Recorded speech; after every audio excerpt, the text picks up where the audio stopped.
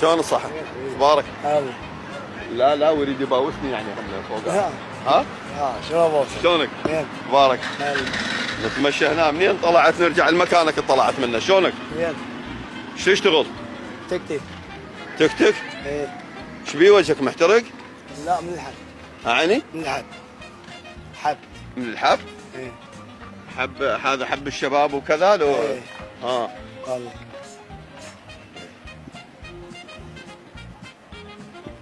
بأي ساعة تطلع؟ العصر. بس العصر؟ ايه. ليش؟ احسن.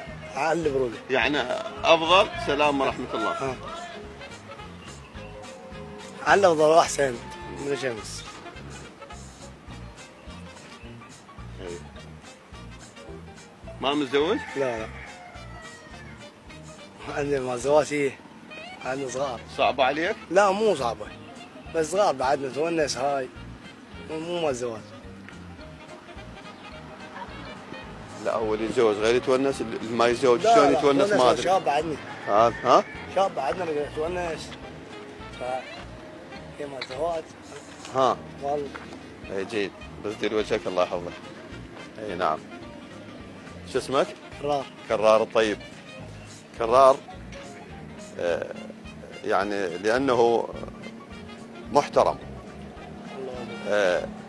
يعني يفكر انه الزواج مسؤوليه، انه انا اقدر هالساعه اتونس، ممكن ابقى ل 12 للوحده بالليل، ممكن ما اشتغل والى اخره، ممكن باعتباره هو يقصد انه انا ما عندي مسؤوليه، فيصير عندي مسؤوليه وانا اصير مجبر ان اعيش بنت الناس، واذا صار عندي طفل اعيش هذا الطفل وهكذا.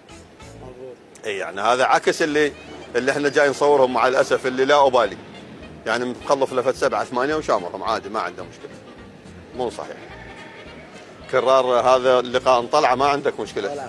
ما عندك مشكله؟ لا ما عندي مشكله. بهذا وجهك اللي كله دهن. لا ما مش والله. شكرا لك. شكرا لك. تحياتي لك يا عزيز. زين احنا جينا هنا حتى كرار ما نحرجه بالشارع، بس الكرار عادي يطلع ما عنده مشكله.